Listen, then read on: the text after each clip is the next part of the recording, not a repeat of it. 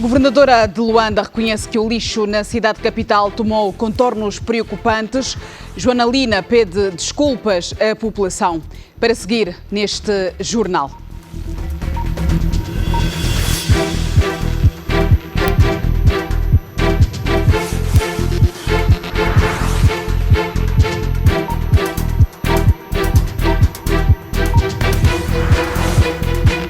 Começa agora o Jornal da Zimbo com Laurinda Calças.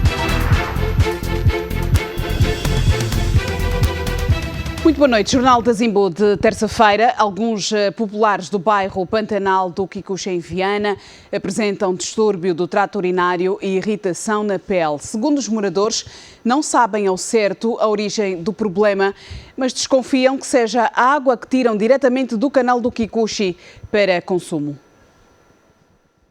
É neste local onde os moradores do bairro Pantanal, no distrito urbano do Kikuchi, município de Viana, retiram a água para o consumo. A justificativa apresentada por eles é que na zona não há outra alternativa. No caso da água, é caso muito péssimo, porque mesmo as externas que nós compramos da água, algumas águas eles tiram mesmo nesta água, mas nós compramos e metemos no nosso estanque. É mesmo essa água que está a se consumir, pai. Como consequência, a água está a provocar vários problemas de saúde. Essa água faz mal mesmo. Até pessoa que banha lá, tem que sair sangue, mijar sangue mesmo. Você que bebe a própria água, tem que ficar com as febres. Assim, conforme que as crianças estão banhar, quando saem da água, sentem o corpo. Nunca fui ao hospital. Tomamos um tipo de comprimido. Aí há alguns bichos, uns que é nas mãos, nos pés brancos. É que contaminou essas coisas aqui. Segundo as autoridades de saúde, o problema foi identificado no ano passado em várias consultas de rastreio, onde verificou-se que 90% dos populares desta zona estavam infectados pela doença. A coordenação da saúde deste distrito diz que, para se pôr fim a esta situação, a solução passa pelo fornecimento de água potável na zona e pela construção de um centro médico para atender os moradores. Essas águas que saem propriamente no riacho, praticamente se tivessem tratamento, creio que devia minimizar ou devia acudir a população, porque o que se fala ali o mais alto é a cistossomias, por causa da água que lá está. O distrito do Kikuchi não se disponibiliza de nenhum centro de saúde, visto que, consoante o processo do PIN, já começou a se fazer a construção de um centro de saúde. Isto vai agradecer bastante porque vai acudir, mas também nós precisamos de trabalhar com os moradores para podermos darmos a sequência das nossas atividades. Por enquanto está-se a fazer a construção do centro de saúde, que são as palestras, realizando feira, para podermos então minimizar esses problemas. Enquanto soluções tardam a chegar, os populares fazem da zona o espaço para lavar roupas e viaturas, e as crianças aproveitam para tomar banho.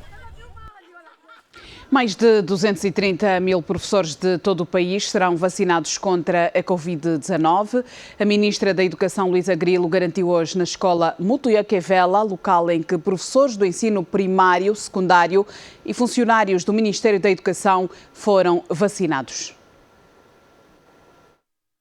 Professor vacinado, educação garantida. Este é o argumento da maioria dos professores que esta terça-feira acorreu à Escola Mutuiaquevela e o Centro Cultural Paz Flor. Eu já tomei vacina agora, de momento estou bem, não apanhei nenhuma reação. E aconselho aos meus colegas que não apanharam para que venham apanhar, porque eu acho que é necessário nós apanharmos para nos protegermos e protegermos também as nossas crianças. Só na Escola Mutuiaquevela foram vacinados mais de 2 mil professores. Nós gostaríamos que de facto a maior parte fosse vacinada já agora, porque precisamos também de ir libertando os técnicos da saúde para apoiar os colegas das outras províncias. Aqui, os professores do ensino primário, todos já foram vacinados, um ou outro que tenha ficado por alguma razão, mas hoje demos início ao ensino secundário. Até ao final do processo, a previsão é vacinar em todo o país mais de 200 mil professores. Se conseguirmos vacinar todos e se a adesão for esta que estamos a ver, pelo menos 230 mil professores em todo o país.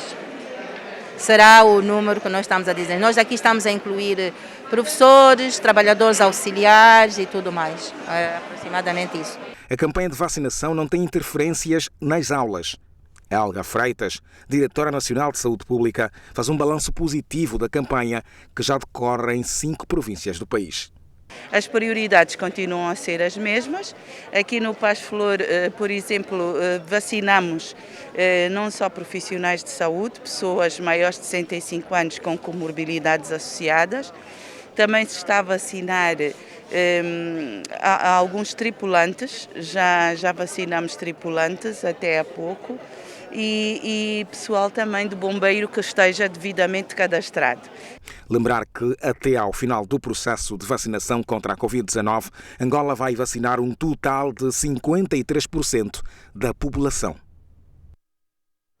Mais de 300 casos de malária são registados diariamente no complexo hospitalar do Lucapa. A necessidade de se reforçar o pessoal e aumentar a verba para fazer face às despesas do hospital. Cláudia Manuel é mãe do pequeno Ismael. O bebê foi diagnosticado com malária há um dia e está internado no Hospital Municipal do Lucapa. Esse meu filho, ele está com a malária. Estamos bem atendido, só que não tem medicamentos. A medicação é o que mais nós temos em falta. Tal como o bebê de Cláudia, aqui dezenas de outros pacientes são diagnosticados com malária. Diariamente, segundo a direção da unidade hospitalar, registram-se cerca de 300 casos. Caso dias, estamos a falar de 200 a 300 casos por dia de malária. O Hospital Municipal do Lucapa, construído há mais de 50 anos, tem uma capacidade de internamento de 160 pacientes. Entre vários problemas, a unidade tem alguma escassez de medicamentos e material gastável. O diretor alega que o orçamento nem sempre chega para cobrir na totalidade as necessidades. São cerca de 12 milhões de kwanzas para cobrir as necessidades do Hospital Municipal e Geral do Lucapa, este último que não tem orçamento. Agora, com 12 milhões e 500 e tal mês para suportar 2 unidades sanitárias, quer dizer, é mesmo escasso, não é? Mas não vamos falar, nós é que temos que ser eficientes, os recursos são aqueles, então nós temos que procurar ser eficientes. O número reduzido de técnicos é também uma das preocupações desta unidade hospitalar. Aquela outra unidade não tem nem recursos humanos, nem recursos financeiros.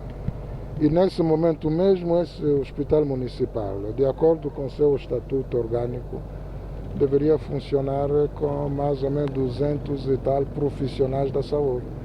E neste momento está a funcionar apenas com 96 profissionais da saúde.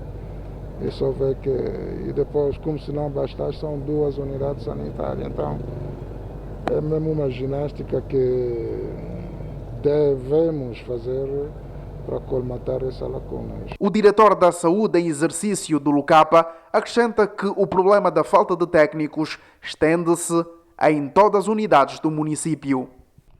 Se fosse de uma forma a cumprir a escala, que uma escala teria em cada secção, seja 5 técnicos, nós iríamos até cerca de 300 técnicos, porque nos hospitais que têm técnicos, você encontra numa escala 5 a 6 técnicos, numa escala. Mas, infelizmente, em cada serviço encontramos 1 a 2 técnicos. O município do Lucapa dista mais de 150 quilómetros da cidade do Dundo, capital da Lunda Norte. Angola tem mais de 77 rios e ainda assim debate-se com problemas da seca, quando mais de 75% das suas águas vão diretamente para o mar sem qualquer tipo de aproveitamento. Especialistas falam na necessidade de se criarem políticas de aproveitamento e gestão dos recursos hídricos. Angola, com cerca de 77 rios e 300 lagos, debate-se constantemente com problemas de seca. Segundo os especialistas, as secas são cíclicas e inevitáveis. O certo, o técnico e o científico é criar condições de retenção de águas e otimizar os sistemas de irrigação. Cristóvão Toffo é especialista em construção de mini hídricas Já foi condecorado pelo Presidente da República pelos seus feitos. No entanto, clama por uma maior valorização dos técnicos nacionais. Ficamos sempre com a economia, aquilo que a gente ganha, vamos pagar sempre ao estrangeiro, com o sistema que a gente está a aplicar em Angola, que é o sistema fotovoltaico. Então, se nós temos água bastante, por que estamos a aplicar sistema que vamos depender sempre do estrangeiro? Porque não acreditamos nos nossos aplicadores ou nos nossos engenheiros. Mas devemos acreditar, devemos apostar. Se a água está ali, é de graça, vai toda para o mar, não faz absolutamente nada, tirando um bocadinho para irrigar alguns campos dos agricultores, e o resto vai tudo para o mar. É um desperdício muito grande. Por sua vez, o arquiteto Felisberto Amado defende a necessidade de se investir em novas técnicas, porque o potencial bruto de Angola é muito grande. Quanto a natureza foi bondosa para conosco, para com os angolanos e para com a nossa terra, e o que vemos é que, de facto, toda esta água, este manancial todo, passa e vai desaguar no mar sem quase nenhum tipo de aproveitamento. Aqui, este é o rio Catumbela, infelizmente, onde já no passado esteve prevista a construção de 12 barragens, quer para aproveitamento hídrico, como também para aproveitamento hidroelétrico. A verdade é que de lá para cá, já passados 45 anos, após a nossa independência, nenhum projeto ainda foi erguido neste rio. O que nós vemos é os projetos a surgirem, de facto, todos no rio Kwanza. Neste momento, creio que já estão lá 4 projetos hidroelétricos. As barragens não servem só para produção de energia elétrica, mas servem sobretudo para reservatórios, né? São também reservatórios de água, para nos anos de estiagem elas servirem como fonte de alimentação e de irrigação para esses campos agrícolas. Felisberto Amado deixa um desafio para todas as universidades para que invistam em cursos ligados à hidráulica. E já agora fazer esse desafio para que das diversas universidades que Benguela tem, uma que se dedique pelo menos a esta área. Não seria nada de mal haver uma universidade que tratasse do assunto da hidrologia. O desenvolvimento de Angola passa necessariamente pela correta utilização dos nossos recursos hídricos, que, segundo os especialistas, tem estado a ser dispersado na ordem dos 90%, já que quase todos vão desaguar no mar, sem que do rio Catumbela. As imagens são de Manuel Fernandes e a Combi David, até Vezimbo. E voltamos a Luanda. A ponte que liga o bairro de Angeré à urbanização Talatona pode desabar a qualquer momento, isto devido à última chuva que caiu sobre Luanda. A situação, no entanto, preocupa quem por ali passa todos os dias. Aqui é possível observar que o leito preparado para facilitar o escoamento das águas ruiu. Esse facto, associado ao volume das águas residuais e da chuva, está a desenterrar a estrutura base que sustenta os pilares e a terra que sustenta os tabuleiros. É um perigo, exato. Portanto, seria até a primeira intervenção era já bloquear esta via. Depois de ter visto, não é, o risco que apresenta, na verdade não aconselharia ninguém a passar nesta via. Esta moradora, que vive há mais de 10 anos neste bairro, afirma que as pessoas que residem nesta zona já passaram por momentos difíceis antes da construção desta ponte. Agora, temem pelo regresso a dificuldades caso deixem a estrutura desabar. Você já imaginou aqui sem ponte? É um caso sério para nós. Temos que dar a volta para Fubu e depois descer novamente aqui. É muitos táxis para nós. Estes automobilistas também receiam pelo desmoronamento da chamada Ponte do Camroteiro. E esta é uma das vias que facilita muito a mobilidade das pessoas que vão para Quilamba, Viana, Zango e Benfica. Essa é praticamente uma das vias alternativas que nós temos neste momento. Com relação à famosa ponte molhada, aqui consegue evacuar os carros com a maior brevidade possível. O engenheiro hidráulico Angelino Quissonte afirma que tecnicamente é possível solucionar o problema. Agora, conforme está, não é necessário interditar, porque ela carece de manutenção, ok? Carece de reposição dos solos isolados das fundações, carece de reposição da laje térrea, que também ficou danificada, as fundações estão expostas, né?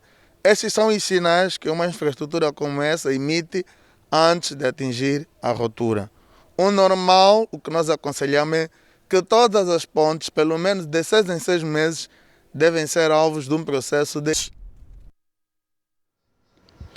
A governadora da província de Luanda, Joana Lina, pediu esta terça-feira desculpas e paciência aos cidadãos pelos amontoados de lixo em várias artérias da capital angolana. Neste momento, eu iria apenas tranquilizar-vos. Eu sei que estão todos muito preocupados. Eu agradeço todas as manifestações de solidariedade que têm sido transmitidas. Agradeço também, embora por vezes um pouco injustas, algumas críticas que têm sido feitas, mas que nós também temos a oportunidade de ver e ouvir e às vezes de partilhar, porque há pessoas que sempre comunicam. A única palavra que eu vos posso dizer é que, terminada esta cerimônia, eu vou começar a ver o relatório preliminar do concurso público que foi feito para as novas operadoras. Estamos a viver um momento muito difícil. Eu peço publicamente as sinceras desculpas à população, a todos, de uma maneira geral e a cada um, mas também alerto para que a própria população colabore mais, que por vezes se nota que, em vez de ajudar, às vezes ainda piora. Quando colocam, por exemplo, paus ou podam árvores e colocam isso dentro dos contentores, já sabemos que este tipo de árvores, quando chegarem as compactadoras para recolher esse lixo, isso estraga, quer dizer, estraga o equipamento. Então só pedimos que para este esforço que está a ser solicitado, colaborem um bocado mais. É só isso que eu vos posso pedir. Significa dizer que tem dias contados no lixo? Tem que ter, é inevitável, tem que ter. Tem que ter dias contados. Tem que se resolver o problema, tem que sair as coisas e tem que se estar a fazer. Os países membros da Comunidade de Desenvolvimento da África Austral comemoram hoje o Dia da Libertação da Sub-região continental, data dedicada à Batalha do Cuito-Cuanavale. A governadora provincial de Luanda, Joana Lina, depositou uma coroa de flores no monumento do Soldado Desconhecido para assinalar os 33 anos da Batalha do Cuito-Cuanavale. Apesar do momento difícil que o país vive em função da Covid-19, o Governo Provincial de Luanda realizou uma cerimónia simbólica para celebrar a data. Joana Lina falou da importância dos antigos combatentes na Batalha do Cuito-Cuanavale. Sentimos-nos orgulhosos porque a própria África Austral reconhece essa batalha como sua também, pelo contributo que deu a esta parte do continente africano e é comemorada ao nível dos países da SADC. E para nós angolanos, já que se os outros reconhecem aqui o feito dos angolanos em prol da libertação da África Austral, é para nós um orgulho. Devemos nos sentir orgulhosos por, direto ou indiretamente, termos contribuído para que este feito acontecesse. Não há palavras que possam servir para agradecer o valioso contributo que eles, naquela altura, em condições extremamente difíceis, há 33 anos atrás, foi possível ganharmos a Batalha do Cuito-Cuanavale, a maior batalha que teve lugar depois da Segunda Guerra Mundial. Portanto, isso para nós angolanos é qualquer coisa que nos obriga a olhar para estes valorosos combatentes como os nossos heróis. E obriga também a todos os jovens, ou a nós, um bocadinho mais crescidinhos, a transmitirmos às gerações, aos jovens e às gerações vindouras, porque têm que saber efetivamente como custou esta liberdade, esta paz que estamos todos a viver neste momento. E neste dia da libertação da África Austral, os países da região prestam igualmente homenagem aos chefes de Estado africanos que, direta ou indiretamente, ajudaram a vencer as tropas do regime do apartheid em 1988 no Cuito Cuanavale. 23 de março é feriado regional na SADC. Os Estados-membros deste bloco político e económico assinalam a efeméride desde 2019. Foi institucionalizada em agosto de 2018, na cimeira da SADC, que se realizou em Windhoek, capital da República da Namíbia. Os chefes de Estado de Angola, Namíbia, Zimbábue, Congo-Brazzaville e República Democrática do Congo, bem como representantes de Botsuana, das Ilhas Comores, Eswatini, Moçambique, África do Sul e Seychelles, aprovavam o dia 23 de março como o dia da libertação da África Austral. Presentes estavam também o vice-presidente de Cuba e o representante da Federação da Rússia. O presidente da República de Angola agradecia aos líderes da SADC pela aprovação da data.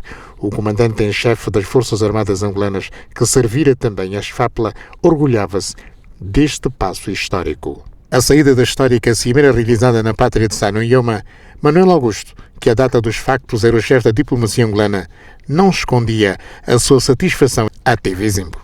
É uma grande notícia para nós, uma grande satisfação, porque a discussão sobre o estabelecimento de uma data para assinalar a libertação da África Austral já leva alguns anos. O atual ministro de Relações Exteriores, o embaixador Tete António, ao usar da palavra na conferência sobre a Batalha do Cuito Cuanavale, realizada na Academia Diplomática Venâncio de Moura, manifestava o desejo de a histórica Batalha do Cuito Cuanavale constar dos livros de história de Angola e também das relações internacionais do Estado soberano de Angola. Convido os setores da educação, ensino superior, ciência, tecnologia e inovação a trabalharem no sentido de se implementar a decisão do chefe de Estado e do governo da SADC no que concerne à inclusão desta importante batalha nos currículos escolares do ensino da história da libertação da África Austral. E há 33 anos terminava a guerra para a independência da Namíbia, a libertação de Mandela e para o fim do apartheid na África do Sul. Angola foi determinante para a nova geopolítica na África Austral. Tudo deu para nascer uma nova realidade mais justa na Namíbia e na África do Sul. A 23 de março de 2019, a efeméride foi assinalada pela primeira vez pelos povos da SADC com um ato solene no Cuito Cuanavale, onde aconteceu a histórica batalha que marcou o fim do conflito entre a racista África do Sul e os países africanos, que foram vítimas dos bombardeamentos do exército mais bem equipado de África, mas que viria a perder a invencibilidade em solo angolano depois de 13 anos de guerra. Recordamos aqui o que dissera em 2019 o presidente de Angola por ocasião do primeiro aniversário do Dia da Libertação da África Austral. Viemos celebrar uma data histórica não só para a África Austral, para o nosso continente, mas também para o mundo, pela importância que assume no contexto da luta global que o mundo travou durante anos contra o apartheid, regime segregacionista que defendia a supremacia branca sobre todas as demais etnias e culturas que habitavam não só o território sul-africano, mas de uma forma geral o território dos países da nossa região, a África Austral. A história não se apaga, recorda-se. Quando nós relembramos, traz para nós uma lágrima no canto do olho, porque se nós estamos aqui de pé, não é por mérito próprio, graças a Deus. Deus conduziu-nos, porque nós, na situação normal, não teríamos condições para sairmos. Mas graças a Deus saímos vitoriosos, não é? Como vocês sabem, que foi aí onde se fez o funeral da máquina de guerra sul-africana. Portanto, foi com muito sacrifício, companheiros que ficaram, que hoje nós Ao realizarmos esse ato, honramos as memórias deles. A África Austral hoje se encontra em paz e segurança pelos feitos da Batalha do Cuito Canaval. O meu papel na 8ª Brigada tem a missão de abastecer as tropas que se encontravam da região do Cuandacubango e propriamente no município do Cuito Canaval. Foi uma batalha difícil? Foi uma batalha difícil porque encontrávamos, ao nosso longo da viagem, encontrávamos sempre obstáculos pelo caminho. Haviam flagelamentos, emboscadas e minas. Foi uma tarefa difícil, desminar a via e passar a coluna e chegar até o destino, que é o município do Cuito Canaval. O meu papel na história da Batalha do Cuito Canaval, eu fui operador de rádio do posto de comando da zona militar do Cuandacubango e PSA no Cuito Canaval. Valeu a pena? Pronto, valeu porque fizemos tudo e retomamos que foi incumbido. Foi. É a mãe de todas as batalhas. Perdi muitos amigos como irmãos, mas hoje, vendo um ato dessa dimensão, acho que recompensa todo o esforço na altura empreendido. Na altura nós não tínhamos noção daquilo que nós estávamos a fazer, tínhamos que cumprir as ordens superiores, mas depois do ato, os efeitos da batalha começamos a sentir pelo reconhecimento internacional que isso teve. Tanto os nossos irmãos da África do Sul, da Namíbia, sempre apoiaram-nos e incentivaram-nos e agradeceram pelo apoio que nós fizemos para as suas independências e liberdades. O exército sul-africano era um dos exércitos mais poderosos em África. Digamos mesmo, quiçá, podíamos dizer que do Egito, depois estava o líbio, mas o sul-africano é que tinha ação constante no teatro de várias operações, portanto era mais forte do que aqueles. Digamos que depois das potências europeias em África era o sul-africano, tanto em termos de conhecimento, em termos de produção de armamento, eles próprios é quem produzia, portanto era um potencial muito forte. Bem, para nós também era, né? Mas a força da nossa inteligência, a nossa resistência, a nossa perseverança de defender a pátria levou com que a gente vencesse esse inimigo.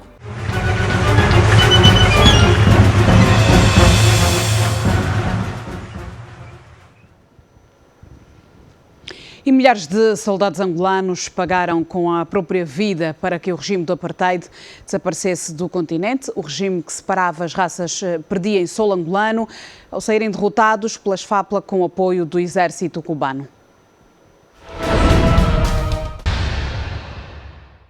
Está nos anais da história das batalhas mais importantes ocorridas no século XX em território africano após a Segunda Guerra Mundial, perdida por Hitler e seus aliados em 1945. A Batalha do Cuito Canaval tinha designação de Operação Saudemos Outubro, atribuída pelo Comando Militar Angolano. Durou 4 meses, entre 15 de novembro de 1987 e 23 de março de 1988. Ainda não tinha sido derrubado o Muro de Berlim. Angola sofria com as agressões sul-africanas desde a independência nacional. A história é contada aqui pelos protagonistas deste grande acontecimento ocorrido em plena Guerra Fria. Esta batalha visou principalmente atingirmos alvos importantes do inimigo, que era atingir a Mavinga. Quem era o inimigo? O inimigo nessa altura era a UNITA. No princípio era a UNITA.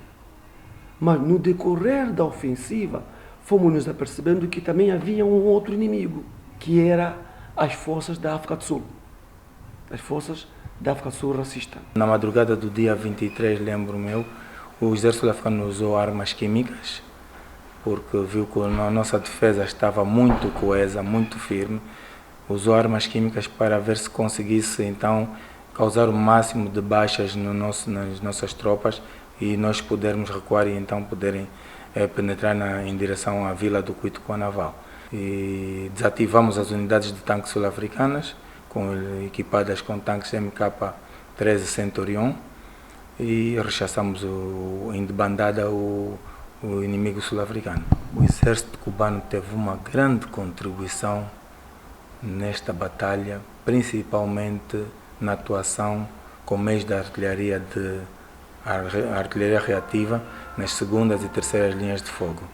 Foi um dia de muita euforia, porque foi um desfecho imprevisível, porque as tropas sul-africanas apareceram com todo o tipo de meios, tanto de artilharia, e antecedeu-se ao 23 de março com a aviação também. Portanto, foi um desfecho inesperado, mas foi de muita euforia que vencemos a batalha. Em termos de medicamentos, nós tínhamos muito material. Tínhamos a partir de material desgastável, não havia reclamação de medicamentos, comida, não. As FAPLA estavam bem apetrechadas. E nós tínhamos, às vezes, dificuldade de ter um helicóptero que possa mostrar de uma área para uma outra, mas depois a gente comunica, o helicóptero aparecia e tínhamos nosso trabalho. Foi uma maravilha o tempo das FAPLAs. Trabalhamos e conseguimos chegar até onde nós chegamos. Na guerra, ninguém ganhou. Todos nós perdemos. Por quê? Perdemos vidas que não se pagam por nada deste mundo. Quando se viveu esse processo deste sofrimento, da luta armada, as pessoas viviam em grupos. Então tem que se realizar grupos de pessoas para poder falar sobre o assunto. Porque Angola não foi construída com flores. Angola foi construída com muitas perdas. E quando digo perdas, não é só humanas. Perda de valor, perda do que é Angola, do patriotismo angolano. Até agora temos sequelas, que é notável lidar com a nossa geração, o lidar com a falta dos jovens no sentimento de perceber, porque essa transmissão toda só é feita quando juntas as pessoas certas para fazerem coisas certas. Hoje, se formos parar um jovem, vamos dizer: a guerra, vocês é que lutaram, não tem nada a ver com isso. Como? Se você sabe que na guerra perde-se tudo, vende-se tudo, come-se tudo, como é que você não é consequência disso? Claro que sim. E entender por vezes porque que muitos pais têm determinadas atitudes, remota entender o que era Angola e o que Angola temos hoje e qual é a Angola que queremos amanhã. Então não se constrói presente e futuro sem trabalhar no passado. Jamais na vida. E o Birro Político do MPLA felicita os heróis da Batalha do Cuito-Cuanaval e enaltece a bravura dos militares que venceram o regime do apartheid que vigorava na África do Sul e que ocupava ilegalmente a Namíbia. A Batalha do Cuito-Cuanaval, destaca o MPLA, também foi determinante para a libertação de Nelson Mandela, que ficara 27 anos na cadeia do regime racista sul-africano. O Birro Político do Partido no Poder em Angola sublinha que o desfecho vitorioso da Batalha do Cuito-Cuanaval provocou uma profunda mudança no curso da história, tendo determinado a libertação de Nelson Mandela, a queda do regime do apartheid na África do Sul e a independência da Namíbia, pelo que a sua consagração como feriado regional, para além de representar um justo tributo a Angola pela causa da pacificação e democratização da sub-região, enobrece o sentido humanista e o espírito solidário do povo angolano. Ela reitera a predisposição de aprimorar a sua progressiva política externa baseada nos princípios de total independência e respeito pela soberania nacional e igualdade jurídica entre os Estados, de prevenção e resolução pacífica dos conflitos e do estabelecimento de relações de amizade e de cooperação reciprocamente vantajosas com todos os povos do mundo. Angola, diz o MPLA, vai prosseguir com a defesa do multilateralismo face aos desafios da atualidade, alargar a influência política e diplomática na arena internacional, em particular na região dos Grandes Lagos e do Golfo da Guiné, assim como a priorizar parcerias geoestratégicas com países e instituições multilaterais que zelam pela paz e segurança mundiais e aportem mais valias necessárias ao desenvolvimento político, económico, social e cultural do nosso país.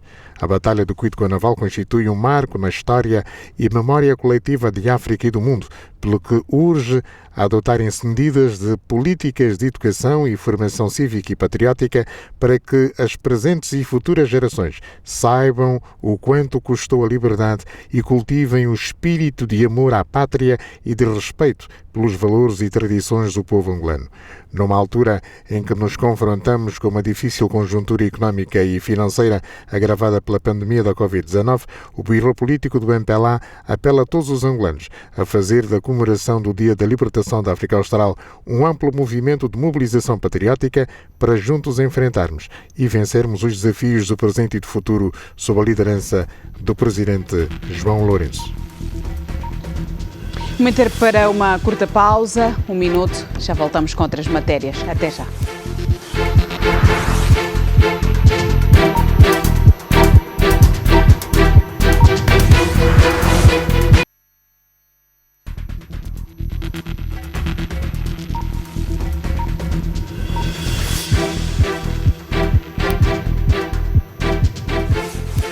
Economistas defendem que a reforma em curso no país tem ajudado Angola a melhorar a sua credibilidade económica e financeira a nível internacional e que as mesmas dão ao país a capacidade de poder pagar dívidas que tem com alguns credores, principalmente a China.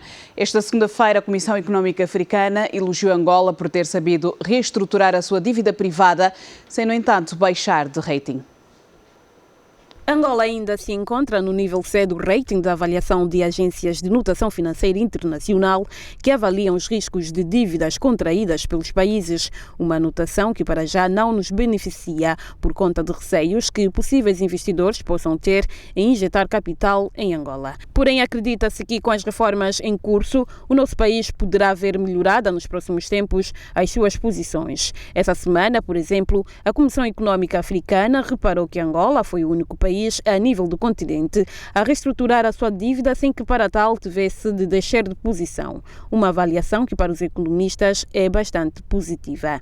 Ao se renegociar ou ao se negociar essas dívidas ou ao se reestruturar essas dívidas, acaba sendo benéfico para o país. Benéfico sob o ponto de vista que isso demonstra alguma credibilidade nas políticas econômicas que o país tem levado a cabo. E também isso vai impactar positivamente para o crescimento da economia do país, sendo certo que as reformas que o governo de Angola tem adotado poderão ajudar a Angola a ter capacidade no médio e longo prazo para poder pagar a sua dívida. Para o especialista Dorivaldo Adão, a reestruturação da dívida de Angola com os seus credores, principalmente a China, vem dar, de certa forma, maior folga à economia angolana. Vem servir como um alívio para a economia do país, sendo certo que vai-se ver a questão da taxa de juros e o período da maturação da dívida. Normalmente em finanças, quando se alarga o prazo de uma dívida, tendencialmente aumenta-se os juros. Mas aqui, Angola negociou bem, por quê? Porque alargou-se a maturidade, mas a taxa de juros mantém-se. Esta é a grande vantagem que o país tem ou teve ao reestruturar esta dívida. Por não alargar a taxa de juros, é a razão pela qual mantivemos a mesma cotação sobre as agências como a Fitch, por exemplo. No entanto, o economista alerta que apesar do nosso país ter sabido negociar a sua dívida com os grandes credores, mas as dívidas contraídas por Angola ainda existem e é necessário melhorar a qualidade de endividamento do país para que não fragilize a imagem de Angola e impeça outros futuros empréstimos. O barril de petróleo Brent para entrega em maio chegou já a negociar em baixa no mercado de futuros de Londres, segundo os analistas, isto devido a receios de uma nova vaga da pandemia na Europa. O barril de Brent, que é utilizado como referência em Angola, esteve esta terça-feira a cotar a $61,75.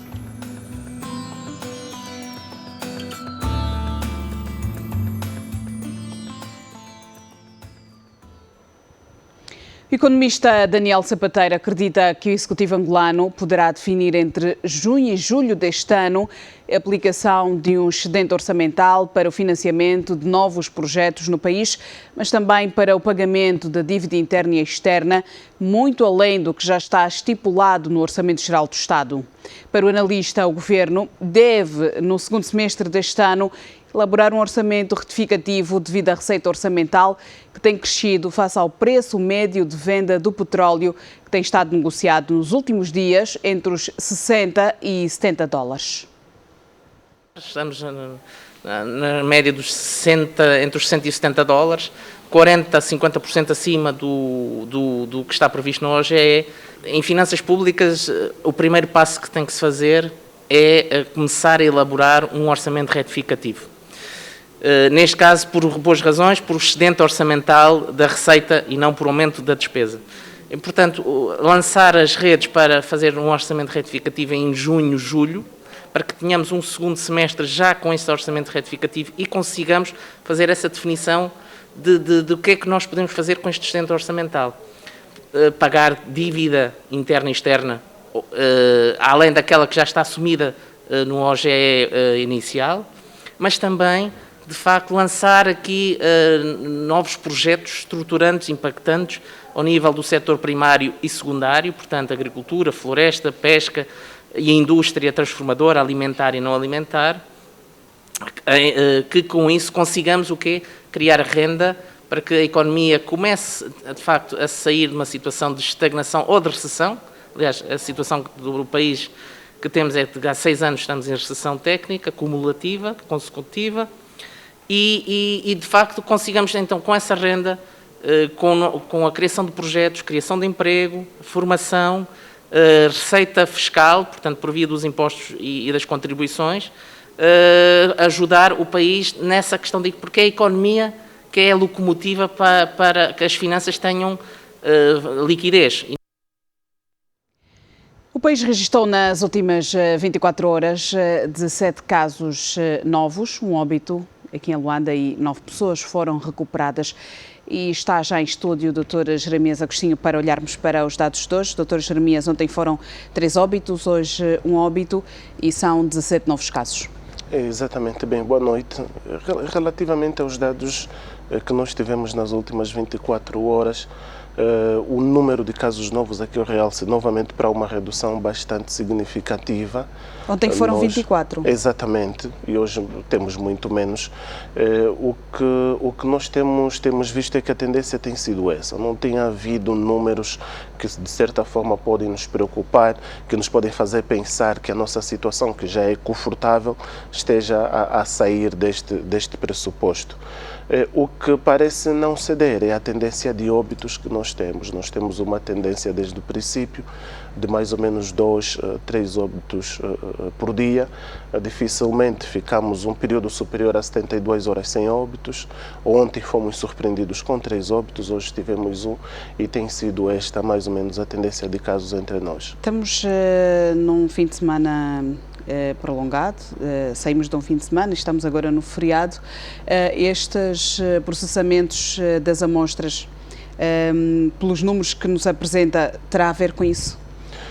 De certa forma, sim. Há sempre uma influência relativamente ao número de casos. Pelo menos nas últimas 24 horas, nós não passamos de 400 amostras feitas de RT-PCR, isso sem contabilizarmos os testes rápidos feitos, que foram cerca de 47 testes rápidos de antígenos. Acaba sempre por influenciar, porque a nossa média de positividade está em torno dos 5,4%. Ou seja, quando nós fazemos mais testes, a média tem sido essa, o número de casos sobe ligeiramente mais. Quando nós fazemos menos, há uma tendência em diminuir, mas o percentual de positividade se vai mantendo. Nós temos uma média em si de testes dia, fora este período, de aproximadamente 1.500 testes e um número de casos inferior a 100. Há sempre uma influência, mas nos últimos 3 meses a influência não tem sido tão significativa que nos faça pensar que se fizéssemos um pouco mais teríamos mais casos. Sr. Agostinho, conseguimos notar que muita gente está aderir à campanha de vacinação, vai e está a ser vacinada, neste caso as pessoas estão a ser vacinadas, mas também conseguimos reparar que há pessoas que nem sequer estão a dar importância a esta campanha de vacinação, outras mesmo que deixaram de fazer uso da máscara, deixaram de usar o álcool, o gel. Como é que olha para esta questão e depois aquelas pessoas que já tiveram contacto com o vírus em si podem novamente voltar a ser infectadas? Exatamente. Este é um grande desafio e, de certa forma, não está fácil. Primeiro, não está fácil convencer as pessoas de que é importante e as pessoas devem fazer a vacina. Em si também porque as campanhas de sensibilização são muito fortes e principalmente a nível das redes sociais, das pessoas que têm acesso, muita informação falsa vai sendo passada e isto faz com que as pessoas tenham receios, mas nós podemos mais uma vez garantir que esta vacina da AstraZeneca ela é eficaz e de facto previne. Há um estudo, só para nós mostrarmos às pessoas, há um estudo que foi liberado justamente ontem, que provou que durante a fase dos testes a eficácia desta vacina foi em torno de 70%. Esse estudo provou, feito nos Estados Unidos, com um número muito grande de pessoas já foram vacinadas, que a eficácia desta vacina que nós estamos a usar em Angola é de 80%. E para pessoas que tenham risco de ter formas graves da doença, há uma redução de 100%. Quer dizer que as pessoas vacinadas dificilmente terão formas graves da doença. Doutor Agostinho, é importante também chamar a atenção, porque aquelas pessoas que já apanharam a vacina, apanharam a primeira dose, pensam que já estão imunizadas. Exatamente. Este é outro e estão facto, a descansar. Este outro facto faz com que muita gente, depois de fazer a vacina, questione se pode ou não usar a máscara e outras medidas de prevenção. Nós queremos chamar a atenção que ela previne 100% formas graves, estudo de ontem, 70% a 80% os quadros mais leves. Mas ainda existe um risco de a pessoa se infectar, ter uma forma leve e, pior ainda, o risco de transmitir para outras pessoas a doença não reduz com a vacinação. Então vamos fazer a vacina, é importante. Todas as pessoas que fazem parte dos grupos que o nosso governo tem estado a recomendar devem fazê-lo e mesmo depois de fazer a vacina temos de continuar com as medidas que já têm sido passadas, que têm justamente o objetivo de prevenir que nos contaminemos novamente e de transmitir a doença para outras pessoas. Dr. Agostinho, vou agradecer a sua presença. Boa noite e obrigado. Muito obrigado. Boa noite. E nós vamos fazer uma curta pausa neste jornal. Daqui a pouco voltaremos com outras matérias. Até já.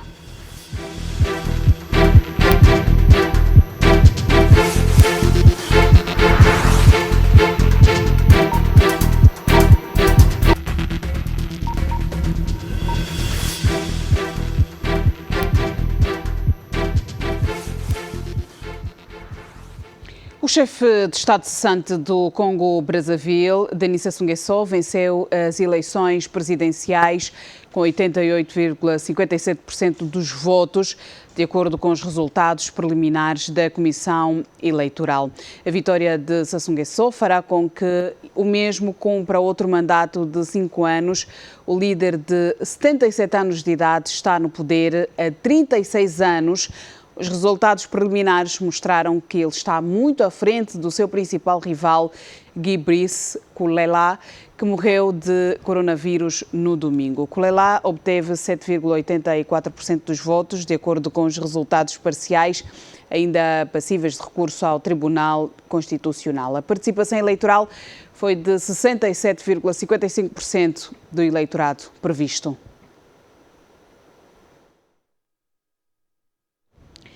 E vamos continuar neste jornal com outras matérias de atualidade e hoje ainda, antes de recebermos os resultados eleitorais, Denis Sassou Nguesso estava à frente na liderança das eleições, pelo menos eram as sondagens que mostravam e que tinha obtido mais de 85% dos votos em mais de 30 locais anunciados.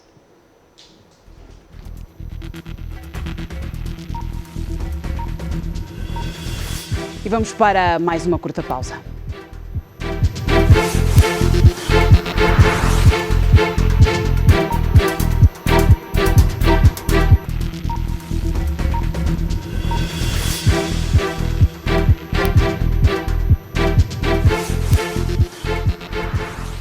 selecionador nacional Pedro Gonçalves já não irá contar com o grosso dos atletas que evoluem para fora de Angola devido às adversidades causadas pela pandemia da Covid-19. Os Palancas Negras realizaram hoje o último treino antes da viagem para Banjul, palco do jogo de quinta-feira contra a Gâmbia, de acesso ao CAN dos Camarões.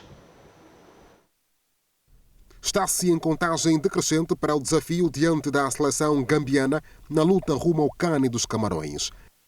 Para esta difícil missão, Pedro Gonçalves vê cada vez mais reduzidas as opções neste jogo pelo facto de o grosso de atletas que jogam em diferentes ligas do mundo não poder estar presente.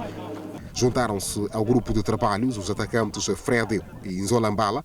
Este último aguarda com expectativa a estreia com a camisola dos Palancas Negras. Angola tem poucas possibilidades para garantir um lugar no CAN, mas nesta segunda e última sessão de treinos, a equipa técnica afinou um sistema tático forte e rigoroso, pois cada jogo será uma final e nada pode falhar. A chegada à Gâmbia está prevista para a tarde desta quarta-feira, dia em que também farão um reconhecimento do relevado por volta das 19 horas locais. O jogo acontece nesta quinta.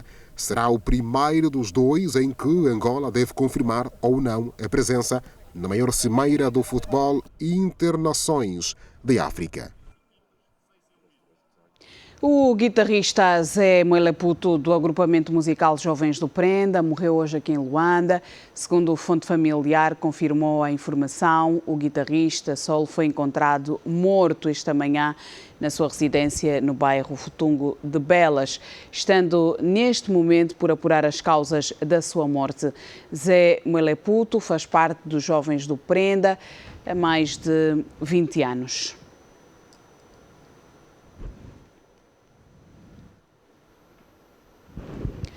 Pode continuar a enviar-nos sugestões de reportagens. Utilize para isso o nosso correio eletrónico, que é o alerta@tvzimbo.com. Faça um retrato do seu bairro, escreva a sua história e envie para nós.